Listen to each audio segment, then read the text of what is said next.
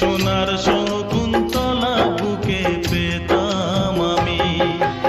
আংটি থাকুক না থাকুক তার আঙুলে, যেতাম না কখনো যে তাকে ভুলে।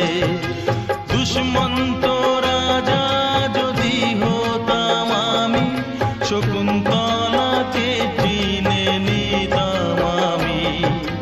আংটি থাকুক না থাকুক তার আঙুলে, যেতাম না কখনো যে তাকে ভুলে।